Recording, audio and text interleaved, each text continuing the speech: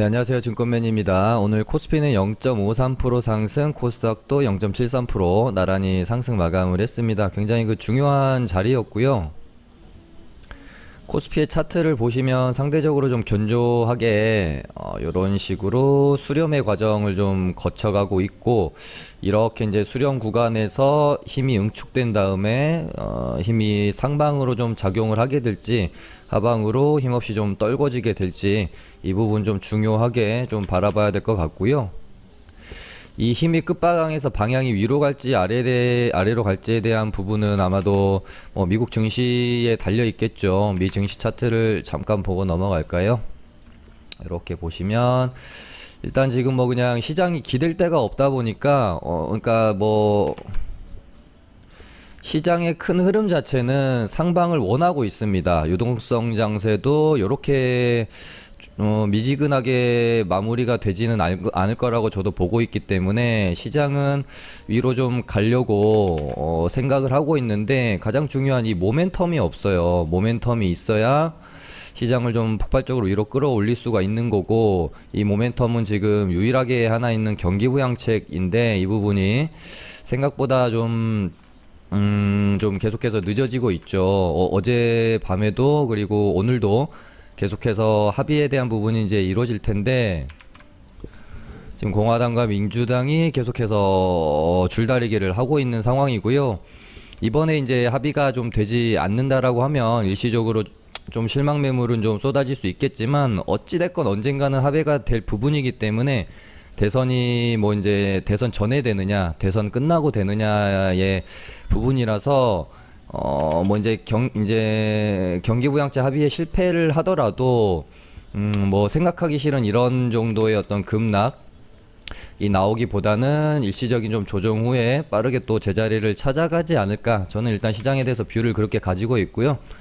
미 증시도 여기서 이렇게 이제 쌍봉을 만드는 형태보다는 좀 추세를 이어갈 것으로 저는 생각을 좀 하고 있습니다. 이런 식으로 조정이 좀 거쳐도 이렇게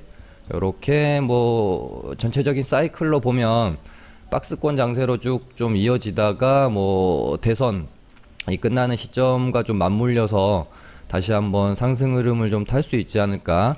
일단 미국 증시는 그렇게 보고 있고요. 우리 증시도 최근에 어떤 흐름을 보면 코스피는 상당히 좀 견조한 상황이고요. 코스닥이 최근에 조금 이제 밀린 게 있지만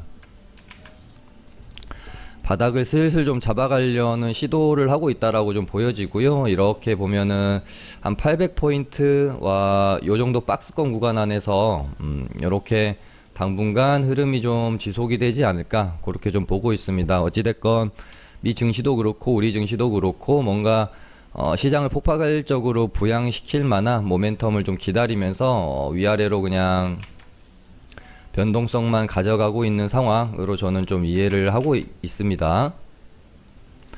일단 가장 중요한 것은 아까 말씀드린 것처럼 경기부양책이 합의가 되고 미국 증시가 어떻게 움직이는지, 또 혹시 실패했을 때 미 증시가 어떻게 움직이는지, 이 부분에 따라서 우리도 좀 대응 전략을 어떻게 가져갈지 좀 보고 판단을 해야 될 것 같아요. 지금으로서는 이제 예상은 하는 거지만 이제 확신을 가질 수 있을 만한 그런 흐름세는 아니기 때문에 미국 증시 보면서 대응 전략을 또 추후 짜봐 나가야 될 것 같습니다.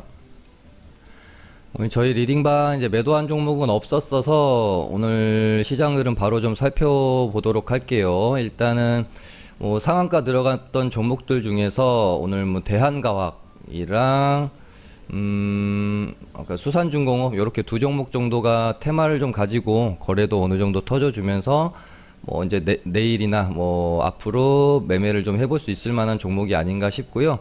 일단 최근에 계속해서 뉴스화가 됐던 부분이 있죠. 독감 백신을 맞고 보통 이제 한 60에서 80대 이제 어르신 분들 중에서 지금 사망자가 계속해서 좀 속출하고 있는 상황이라서 이 부분이 좀 테마가 형성이 되었고요. 지금 이제 백신 보관 관련주로 대한과학이 대장 역할을 하면서 오늘 상한가에 좀 안착하는 모습이었고, 우리가 흔히 지금 혈장 관련 종목으로 알고 있는 일신바이오가 약간 좀 후발주로서 장 중에 일단 급등이 좀 나왔고 일단 양봉 마감을 하는 상황이었고요. 일신바이오가 2등주 정도로 좀 따라오는 것 같고 오텍도 이제 살짝 엮이긴 했는데 뭐 그렇게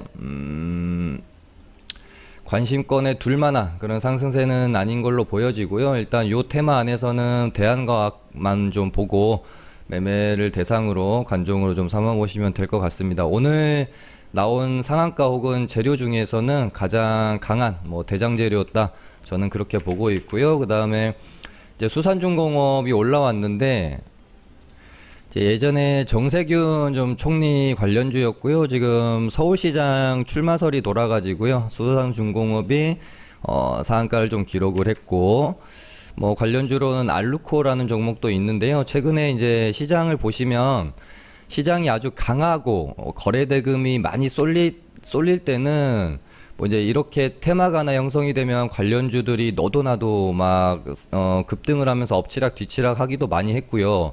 오늘 대장주였다가 내일 뭐 또 대장이 바뀌기도 하고 뭐 그런 현상이 많이 벌어지죠. 근데 뭐 최근에 보시면은 지금 7월 뭐 중순이나 이럴 때 보시면은 대비해 가지고 거래 대금이 지금 뭐 거의 반토막 이상 나 있는 상황이기 때문에 오히려 어떤 테마가 형성이 되면 뭐 이제 대장주 한 종목으로 좀 집중이 되는 그런 현상이 좀 벌어지고 있다라고 보시면 될 것 같고 그리고 최근에 또 뭐 특이한 흐름 중에 하나라고 보면은 오히려 장이 좋을 때는 너도 나도 종목들이 상한가를 막 가버리니까 굳게 닿지 않고 상한가가 곧잘 좀 풀린다든지 시간에서 상한가 잘 갔던 종목이 자꾸 풀린다든지 뭐 이런 흐름들이 또 많이 보였었습니다. 근데 오히려 요즘 같은 경우에는 장이 안 좋다 보니까 거래 대금이 줄어들게 되고요.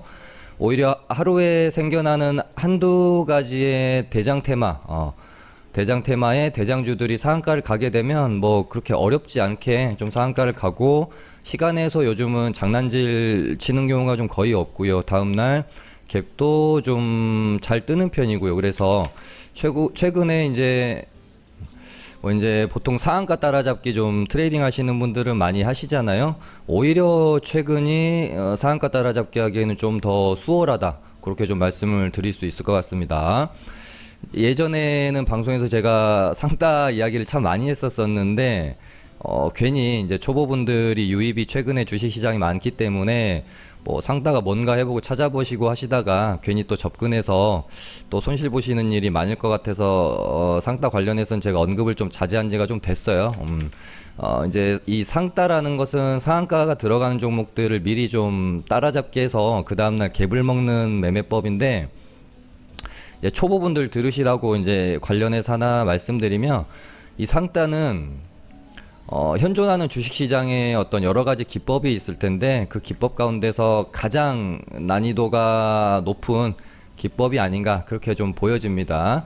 또 이게 잘 상한가 마감이 되면 다음날 수익도 너무 손쉽게 얻는 장점이 있지만 정말 자칫 종목 선정을 잘못하거나 뭐 대응이 좀 잘못되었을 때 그냥 눈 깜짝할 사이에 마이너스 뭐 10% 20% 이렇게 맞아버리기 때문에 그리고 매매가 뭔가 좀 잘못되었을 경우 최고점에서 내가 물리게 되잖아요. 정말 하이 리스크 하이 리턴인 그런 매매법이기 때문에 단연간의 어떤 뭐 훈련이 이루어지지 않는 상태에서 상따라는 기법을 사용하셨다가는 정말 깡통차기 좋은 지름길이라고 보시면 됩니다. 이 부분은 뭐 이제 초보분들이시라면은 그냥 뭐 그런 게 있나 보구나 하고 넘겨 짚으시는 게 좋을 것 같습니다. 그리고 오늘 상한가 들어간 종목 중에 한 종목이 더 있죠. KPX 생명과학이고요. 얘는 화이자 관련주로 지금 전 세계에서 가장 지금 빠르게 백신을 좀 내놓을 수 있을 것으로 기대가 되어지는 회사가 지금 화이자가 있고요. 11월 날 뭐 긴급 승인 신청을 한다고 했으니까 그 다음에 어제 모더나가 12월로 나왔습니다. 그래서 오늘 장 초반에 모더나 관련주들이 좀 반짝했지만 잠깐 뭐 이렇게 갭 떴다가 음봉 맞고 좀 죽어버리는 상황이었고요. 지금 시장에서 딱히 모더나 관련주로 엮여 있는 종목이 별로 없습니다. 예전에도 그렇게 시장을 막 주도하거나 했던 강한 테마도 아니었고요. 바른손이랑 뭐 이제 AB 프로바이오 요렇게 있는데 둘 다 갭이 뜨고 좀 죽는 상황이었죠. 그러니까 테마가 갖고 있는 고유의 그 시장에서 가지는 힘이라는 게 있어요. 이런 부분들을 좀 오랫동안 경험 쌓고 매매하시다 보면 이 재료는 갭 두고 그냥 좀 죽겠구나. 그러니까 최근에 뭐 이제 장이 안 좋아서 그런지 시간에서도 상당히 급등락이 좀 많은 경우가 있어요. 그리고 뭐 어떤 뉴스에 의해서 시간의 상한가를 가는 경우들이 많은데, 특히 요즘같이 장 상황이 좀 불안할 때는 그 시장의 심리 자체가 갭이 뜨면 그냥 너도 나도 다 던져버리려고 하지, 갭 다음날 갭이 뭐 10% 10몇 프로씩 뜨는데 시가 매매 하려고 하지 않거든요. 그러니까 이런 부분들을 좀 시장의 심리를 좀 생각을 하시면, 혹시 내가 운이 좋게 시간에 상을 먹고 하였을 때 욕심을 부리기보다는 그냥 다음날 갭 뜨면 좀 차익 실현을 하는 방향으로 최근 시장은 그렇게 대응하시는 게 맞다, 그렇게 좀 말씀을 드리고 싶습니다. 그리고 방금 말씀드린 것처럼 테마의 힘, 테마가 가진 어떤 그 힘이 있잖아요. 고유의 힘들이 있는데, 이런 부분들을 잘 생각하시면서 이거 내가 팔아야 될 때인지 조금 버텨봐야 될 때인지 그런 것들을 고민해 보시면 좋을 것 같고요. 특히나 뭐 이제 모더나 관련주들은 좀 사실 종목만 봐도 그다지 시장 참여자들이 이 종목 되게 매매하고 싶다, 혹은 이 종목 되게 좀 사고 싶다, 매수하고 싶다, 뭐 떨어지면 사야지, 이렇게 좀 그 심리가 뜨거울 수 있는 종목들이 아니에요. 바른손도 보시면은 뭐 관리 종목이고, 방금 전에 보여드렸다 AB 프로바이오도 뭐 증거금 종목에다가 종목들이 좀 매력이 없었기 때문에 갭 두고 좀 뭐 죽어버리는 모양새가 아니었나 싶고요. 오랜만에 신풍제약이 오늘 좀 움직였네요. 영국의 연구팀이 피라맥스가 그 지금 뭐 덱사메토손과 유사한 효과는 가지고 있는데 부작용은 오히려 좀 적은 것 같다라고 하면서 좀 연구 결과를 발표를 했죠. 신풍제약이 지금 피라맥스로 여기서부터 여기까지 올려놓은 종목이라서 오늘 일단 그 뉴스가 좀 나오면서 지금 하락 구간에서 61선 지지받고 좀 돌아 나가는 모양새고요. 신풍제약은 뭐 저 같은 경우에는 21선을 재차 좀 탈환하는 모습이 확인이 되면 그때부터 좀 접근 가능성을 좀 보려고 하고 있습니다. 그 전에는 추세를 조금 더 회복하는 모습이 있어야 되지 않겠나, 그렇게 좀 보고 있습니다.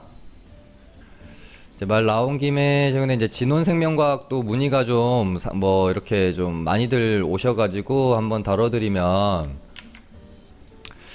이 시장에서는 항상 좀 새로운 것들을 원하거든요. 그래서 시세가 한 차례, 두 차례, 뭐 세 차례 이렇게 좀 반복되던 종목들은 점점 힘을 좀 잃어갈 수밖에 없습니다. 관련 뉴스가 나오더라도 좀 뭐 예전에는 상한가 갈 만한 뉴스들이 뭐 이런 자리들에서 좀 한풀 꺾여가는, 시세를 다해가는 마무리 구간에서 나올 경우에 좀 반짝 상승이 나왔다가 좀 그치는 경우도 많고요.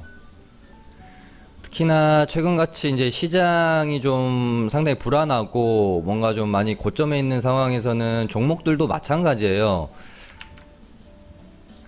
종목들도 많이 올라서 부담스러운 자리들, 고가권에 있는 자리들은 세력들도 뭐 그렇게 적극적으로 이런 종목들을 건드리려고 하지 않습니다. 세력들도 어떤 주가의 위치가 낮은 애들, 그런 애들 새로 조금 이렇게 좀 만져서 시세를 내고 차익 실현을 하려고 하지, 이미 좀 많이 좀 부담스러워 있는 종목들, 거기다가 앞쪽에서 때가 너무 많이 좀 타서 힘을 좀 잃어가는 종목들은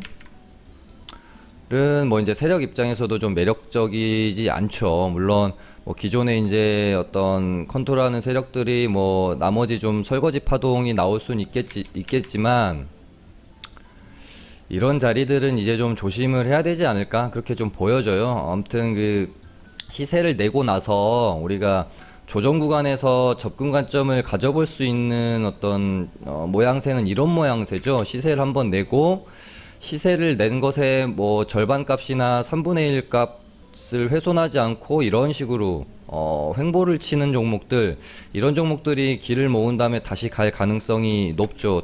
근데 반대로 시세를 한번 낸 종목이 거의 시세를 냈던 초입 구간까지 하락을 이어간 다음에 이렇게 이제 횡보 치는 경우에는 반등이 좀 나오더라도 약간 그 설거지 파동의 느낌이 강하지, 다시 한번 시세를 이렇게 이어가는 확률은 좀 매우 좀 낮다. 진원생명과학도 그렇고 최근에 휴머니젠 관련주로 급등이 있었던 KPM테크나 뭐 한일진공, 텔콘 RF지야 이런 종목들도 사실은 조금 자리 자체로서는 좀 비슷한 구간에 있죠.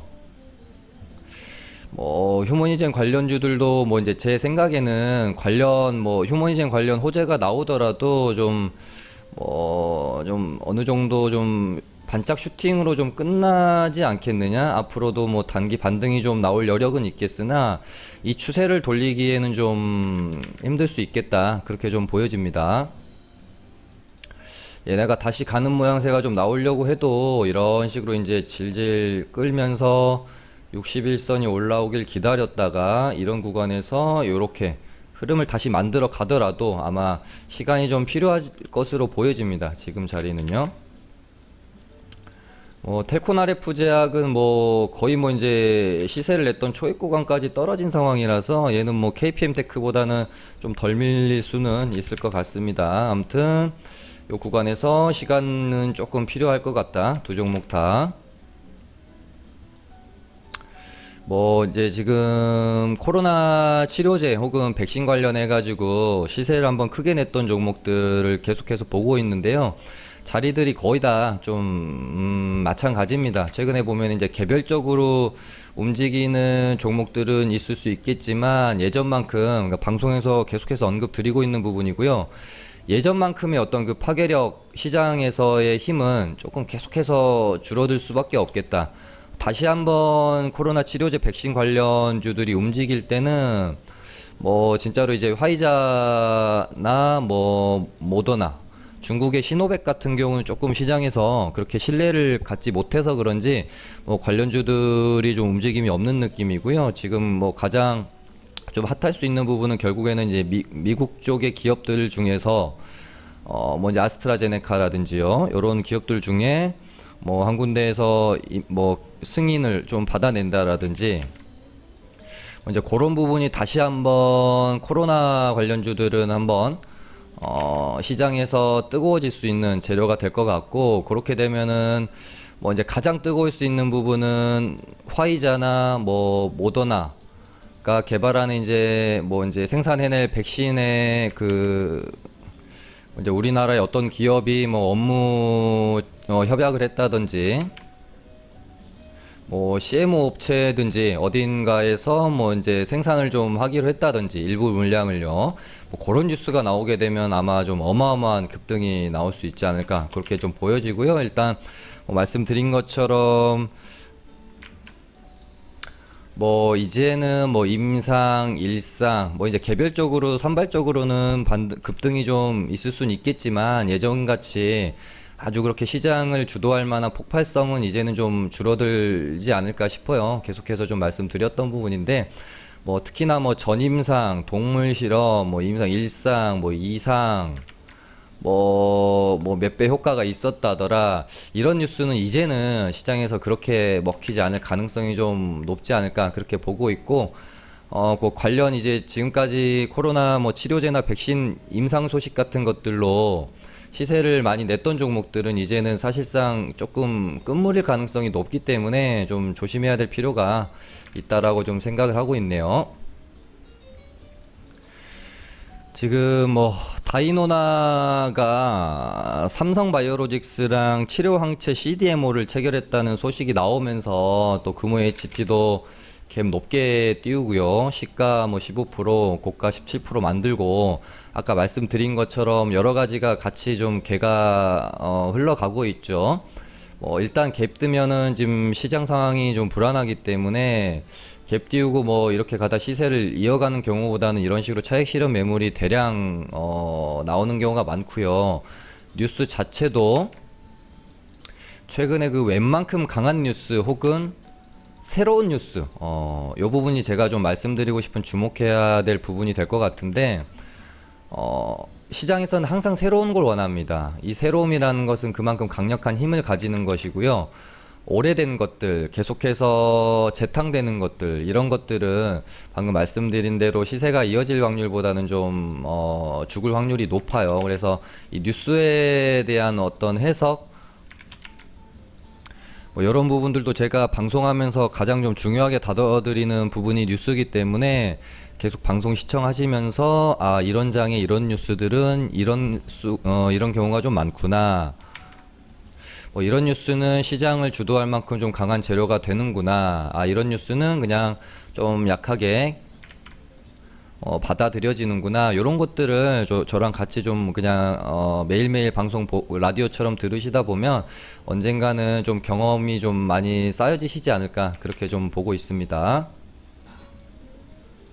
오늘 뭐 말씀드린 상한가가 딱 세 종목만 봐도 딱 알 수가 있잖아요. 대한과학, 백신 뭐 보관 관련주고 재료로서는 어떻게 보면은 처음 좀 시장에서 생성이 됐다라고 볼 수가 있고요. 뉴스 자체도 계속해서 진행형이죠. 단발성으로 끝나는 게 아니고요. 뭐 내일이나 오늘이나 뭐 내일 계속해서 혹시 독감 백신을 맞고 사망자가 계속 늘어난다면 이 주가는 또 계속해서 우상향 할 수 있을 것이니까요. 그러니까 새로운 뉴스, 새로운 테마가 형성이 되었는데 거기다가 지속적으로 좀 주가를 더 우상향 시킬 수 있는 뭐 이제 안 좋은 일이기 때문에 제가 기대감이라고 표현하기는 좀 그렇습니다만은, 아무튼 뭐 주가를 부양시킬 수 있는 뭐 뉴스가 계속 나올 수 있는 부분이고요. 수산중국도 마찬가지죠. 최근에 뭐 여러 가지 정치 테마주들이 움직였지만 정세균 총리 관련 종목은 또 오랜만에 시장에서 움직이는 거기 때문에 새롭게 좀 다가오면서 힘이 좀 셌더라고 보여지고요.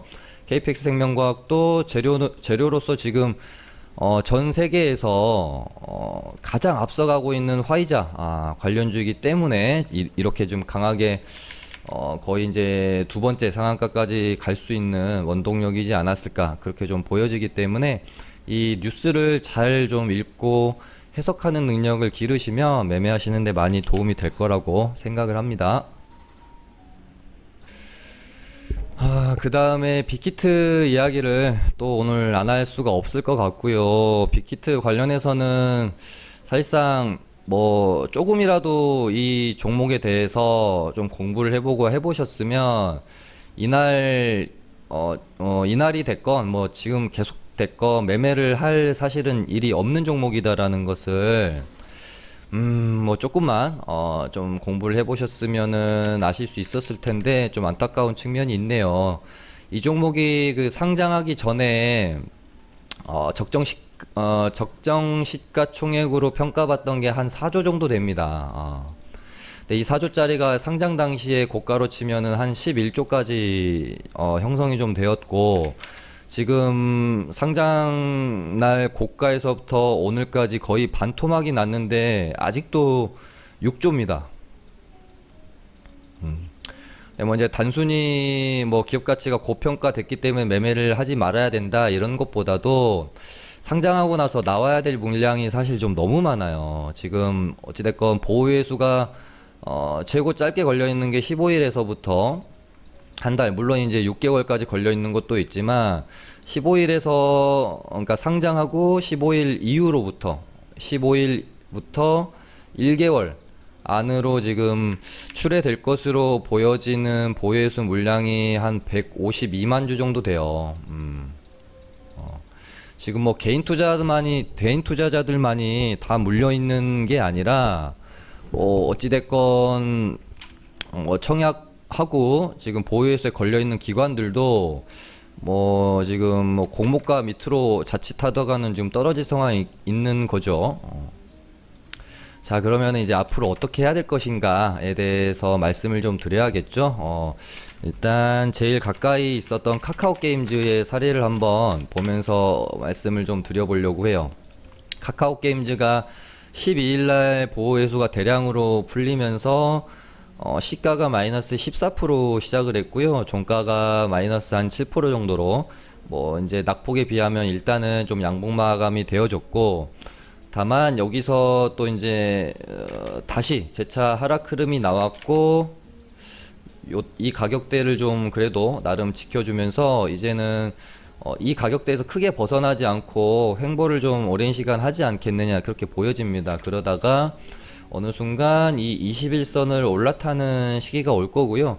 이때가 추세를 좀 전환시킬 수 있는 그런 시점이 될 수 있을 거라고 저는 좀 보고 있어요. 그러니까 결국에는 보혜수 물량이 대량 풀리면서 만들었던 그 저가 부근 라인이 카카오 게임즈에 지금 뭐 아직 모르는 겁니다. 더 밀릴 수도 있겠지만 요 정도 근처에서 저는 기준가가 좀 형성이 되지 않을까, 그렇게 일단 보고는 있고, 그 전에 SK바이오팜을 보면